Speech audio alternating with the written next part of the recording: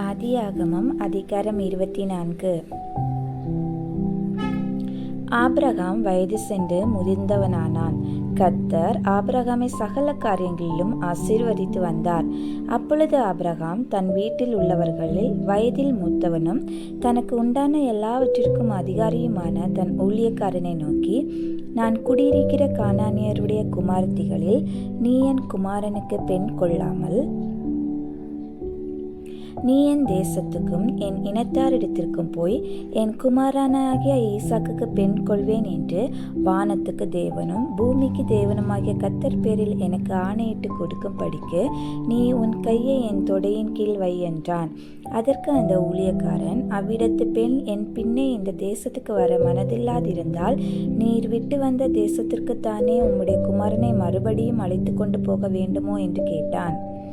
அதற்கு ஆபிரகாம், நீ என் குமாரனை மறுபடியும் அங்கே அழைத்து கொண்டு போகாத படிக்கு எச்சரிக்கையாயிரு. என்னை என் தகப்பனுடைய வீட்டிலும் என் இனத்தார் இருக்கிற தேசத்திலும் இருந்து அழைத்து வந்தவரும் உன் சந்ததிக்கு இந்த தேசத்தை தருவேன் என்று எனக்கு சொல்லி ஆணையிட்டவருமான வானத்துக்கு தேவனாகிய கர்த்தர் நீ அங்கே இருந்து என் குமாரனுக்கு ஒரு பெண்ணை கொண்டு வரும்படிக்கு தம்முடைய தூதனை உனக்கு முன்பாக அனுப்புவார். பெண் உன் பின்னே வர மனதில்லாதிருந்தாளே ஆகில் அப்பொழுது நீ இந்த ஆணைக்கு நீங்களாயிருப்பாய். அங்கே மாத்திரம் என் குமாரனை மறுபடியும் அழைத்து கொண்டு போக வேண்டாம் என்றான். அப்பொழுது அந்த ஊழியக்காரன் தன் கையை தன் எஜமானாகிய ஆபிரகாமுடைய தொடையின் கீழ் வைத்து இந்த காரியத்தை குறித்து அவனுக்கு ஆணையிட்டு கொடுத்தான்.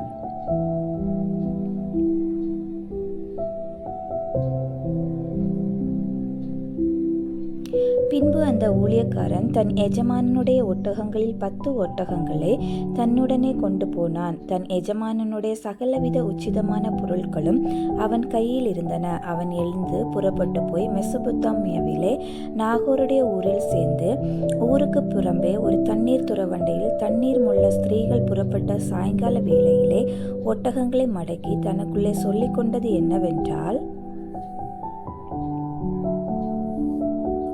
என் எஜமானாகிய ஆபிரகாமுக்கு தேவனாயிருக்கிற கர்த்தாவே, இன்றைக்கு நீர் எனக்கு காரியம் சிந்திக்க பண்ணி என் எஜமானாகிய ஆபிரகாமுக்கு தயவு செய்தருளும். இதோ நான் இந்த தண்ணீர் துறவண்டையிலே நிற்கிறேன். இந்த ஊராருடைய பெண்கள் தண்ணீர் மொள்ள புறப்பட்டு வருவார்களே.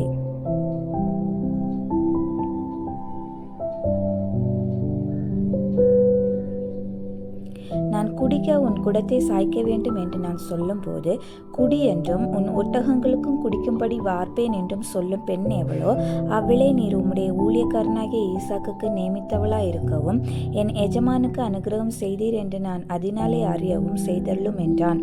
அவன் அப்படி சொல்லி முடிக்கும் முன்னே இதோ ஆபிரகாமுடைய சகோதரனாகிய நாகோரின் மனைவி மில்காளுடைய குமாரனாயிருக்கிற பெத்வேலுக்கு பிறந்த ரெபேக்காள் குடத்தை தோள் மேல் வைத்து கொண்டு புறப்பட்டு வந்தாள். அந்த பெண் மகா ரூபவதியும் புருஷனை அறியாத கன்னிகையுமாய் இருந்தாள். அவள் துறவில் இறங்கி தன் குடத்தை நிரப்பிக் கொண்டு ஏறி வந்தாள். அப்பொழுது அந்த ஊழியக்காரன் அவளுக்கு எதிர்கொண்டோடி, உன் குடத்தில் இருக்கிற தண்ணீரில் கொஞ்சம் குடிக்க தர வேண்டும் என்றான்.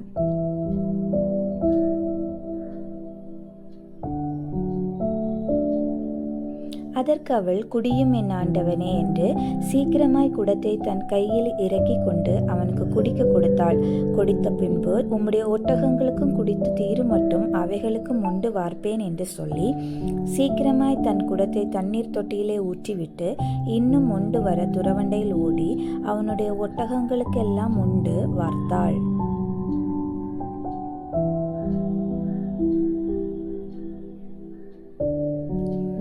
அந்த மனிதன் அவளை குறித்து ஆச்சரியப்பட்டு, கர்த்தர் தன் பிரயாணத்தை வாய்க்க பண்ணினாரோ இல்லையோ என்று அறியும் பொருட்டு மௌனமாயிருந்தான். ஒட்டகங்கள் குடித்து தீர்த்த பின்பு அந்த மனிதன் 1/2 சேக்கல் எடையுள்ள பொற்காதனியையும் அவள் கைகளுக்கு 10 சேக்கல் எடையுடைய பொன்னுள்ள 2 கடகங்களையும் எடுத்து கொடுத்து, நீ யாருடைய மகள் எனக்கு சொல்ல வேண்டும். நாங்கள் உன் தகப்பன் வீட்டிலே தங்க இடம் உண்டோ என்றான். அதற்கு அவள், நான் நாகோருக்கு மில்காள் பெற்ற குமாரனாகிய பெத்வேலின் மகள் என்று சொன்னதுமின்றி எங்களிடத்தில் வைக்கோலும் தீவனமும் வேண்டிய மட்டும் இருக்கிறது, தங்க இடமும் உண்டு என்றாள். அப்பொழுது அந்த மனிதன் தலை குனிந்து கர்த்தரை பணிந்து கொண்டு,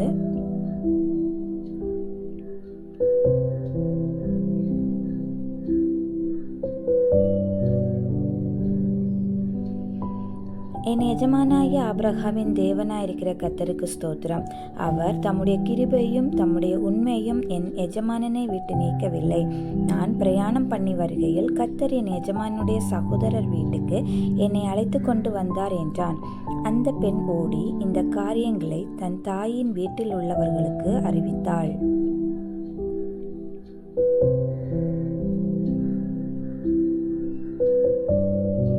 ரெபேக்காளுக்கு ஒரு சகோதரன் இருந்தான். அவனுக்கு லாபான் என்று பேர். அந்த லாபான் வெளியிலே துறவண்டையில் இருந்து அந்த மனிதனிடத்திற்கு ஓடினான்.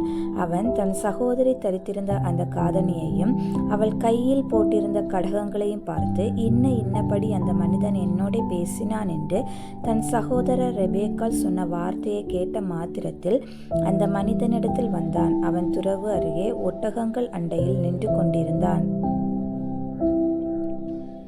அப்பொழுது அவன், கர்த்தரால் ஆசீர்வதிக்கப்பட்டவரே, உள்ளே வாரும். நீர் வெளியே நிற்பானேன். உமக்கு வீடும் ஒட்டகங்களுக்கு இடமும் ஆயத்தம் பண்ணியிருக்கிறேன் என்றான். அப்பொழுது அந்த மனிதன் வீட்டுக்கு போனான். லாபான் ஒட்டகங்களின் கட்டவிழ்த்து ஒட்டகங்களுக்கு வைக்கோலும் தீவனமும் போட்டு அவனும் அவனோட வந்தவர்களும் தங்கள் கால்களை கழுவி கொள்ள தண்ணீர் கொடுத்தான்.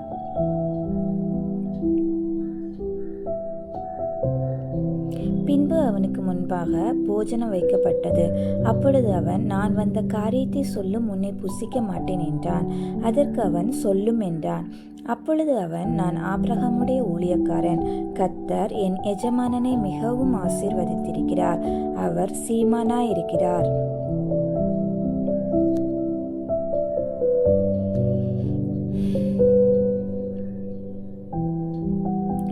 கர்த்தர் அவருக்கு ஆடு மாடுகளையும் வெள்ளியையும் பொன்னையும் வேலைக்காரரையும் வேலைக்காரியையும் ஒட்டகங்களையும் கழுதைகளையும் கொடுத்திருக்கிறார். என் எஜமானனுடைய மனைவியாகிய சாராள் முதிர் வயதான போது என் எஜமானனுக்கு ஒரு குமாரனை பெற்றாள். அவர் தமக்கு உண்டான யாவையும் அவனுக்கு கொடுத்திருக்கிறார். என் எஜமான் என்னை நோக்கி, நான் குடியிருக்கிற கானான் தேசத்தாருடைய குமாரத்திகளில் நீ என் குமாரனுக்கு பெண் கொள்ளாமல் நீ என் தகப்பன் வீட்டுக்கும் என் இனத்தாரிடத்திற்கும் போய் என் குமாரனுக்கு பெண் கொள்ள வேண்டும் என்று ஆணையிட்டு கொடுக்கும்படி சொன்னார்.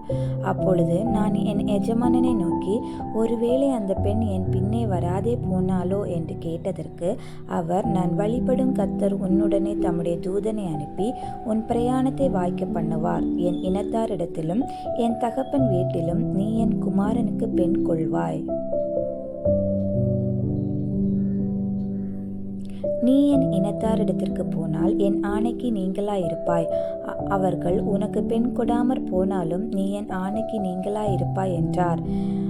அப்படியே நான் இன்று துறவண்டையிலே வந்து, என் எஜமானனாகிய ஆபிரகாமின் தேவனாகிய கர்த்தாவே, என் பிரயாணத்தை நீர் இப்பொழுது வாய்க்க பண்ணுவீரானால்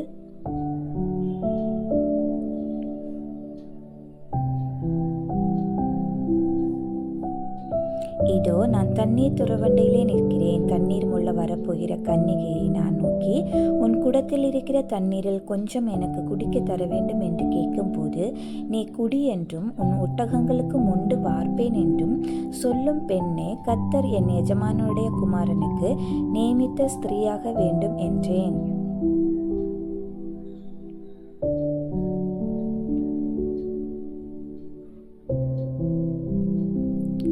நான் இதை என் இருதயத்தில் சொல்லி முடிக்கும் முன்னே, இதோ ரெபேக்காள் தன் குடத்தை தோள்மேல் வைத்து கொண்டு புறப்பட்டு வந்து துறவில் இறங்கி போய் தண்ணீர் மொண்டாள்.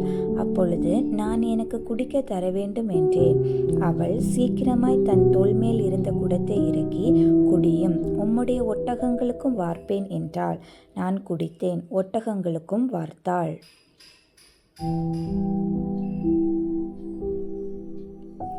அப்பொழுது, நீ யாருடைய மகள் என்று அவளை கேட்டேன். அதற்கு அவள், நான் மில்காள் நாகோருக்கு பெற்ற குமாரனாகிய பெத்வேலின் மகள் என்றாள். அப்பொழுது அவளுக்கு காதணியையும் அவள் கைகளில் கடகங்களையும் போட்டு தலை குனிந்து கர்த்தரை பணிந்து கொண்டு, நான் என் எஜமானுடைய சகோதரன் குமாரத்தியே, அவர் குமாரனுக்கு கொள்ள என்னை நேர்வழியாய் நடத்தி வந்த என் எஜமானனாகிய ஆபிரகாமின் தேவனாயிருக்கிற கர்த்தரை ஸ்தோத்தரித்தேன். இப்பொழுதும் நீங்களும் என் எஜமானனுக்கு தயையையும் உண்மையும் உடையவர்களாய் நடக்க மனதுள்ளவர்களானால் எனக்கு சொல்லுங்கள், இல்லையென்றால் அதையும் எனக்கு சொல்லுங்கள். அப்பொழுது நான் வலதுபுறத்தை ஆகிலும் இடதுபுறத்தை ஆகிலும் நோக்கி போவேன் என்றான். அப்பொழுது லாபானும் பெத்வேலும் பிரதியுத்தரமாக, இந்த காரியம் கர்த்தரால் வந்தது, உமக்கு நாங்கள் நலம் புலம் ஒன்றும் சொல்லக்கூடாது.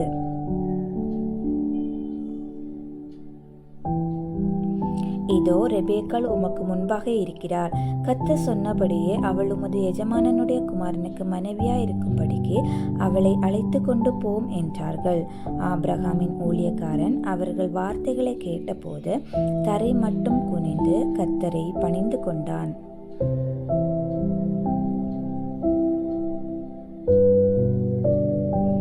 பின்பு அந்த ஊழியக்காரன் வெள்ளியுடைமைகளையும் பொன்னுடைமைகளையும் வஸ்திரங்களையும் எடுத்து ரெபேக்காளுக்கு கொடுத்ததுமன்றி அவளுடைய சகோதரனுக்கும் தாய்க்கும் சில உச்சிதங்களையும் கொடுத்தான்.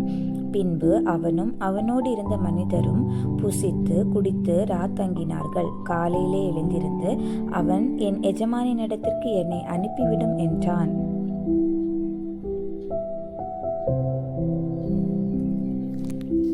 அப்பொழுது அவள் சகோதரனும் அவள் தாயும், 10 நாளாகிலும் பெண் எங்களோடு இருக்கட்டும், பிற்பாடு போகலாம் என்றார்கள். அதற்கு அவன், கர்த்தர் என் பிரயாணத்தை வாய்க்க பண்ணியிருக்க நீங்கள் எனக்கு தடை செய்யாதிருங்கள். நான் என் எஜமானினிடத்திற்கு போக என்னை அனுப்பிவிட வேண்டும் என்றான்.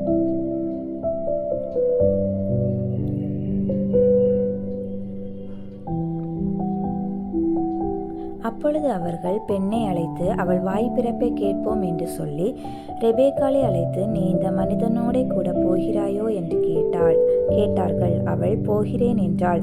அப்படியே அவர்கள் தங்கள் சகோதரியாகிய ரெபேக்காளையும் அவள் தாதியையும் ஆபிரகாமின் ஊழியக்காரனையும் அவன் மனிதரையும் அனுப்பிவித்து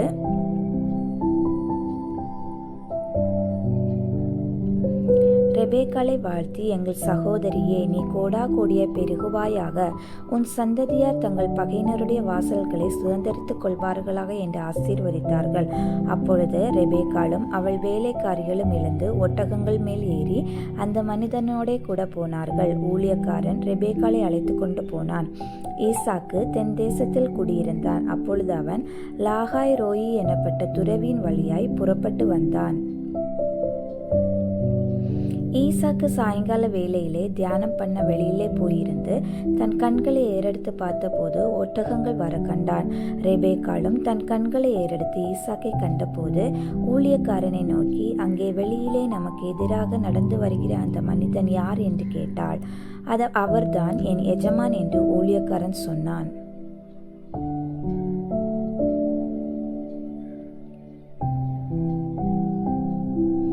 அப்பொழுது அவள் ஒட்டகத்தை விட்டு இறங்கி முக்காடிட்டு கொண்டாள். ஊழியக்காரன் தான் செய்த சகல காரியங்களையும் ஈசாக்குக்கு விவரித்து சொன்னான். அப்பொழுது ஈசாக்கு ரெபேக்காளை தன் தாய் சாராளுடைய கூடாரத்துக்கு அழைத்து கொண்டு போய் அவளை தனக்கு மனைவியாக்கி கொண்டு அவளை நேசித்தான். ஈசாக்கு தன் தாய்க்காக கொண்டிருந்த துக்கம் நீங்கி ஆறுதல் அடைந்தான்.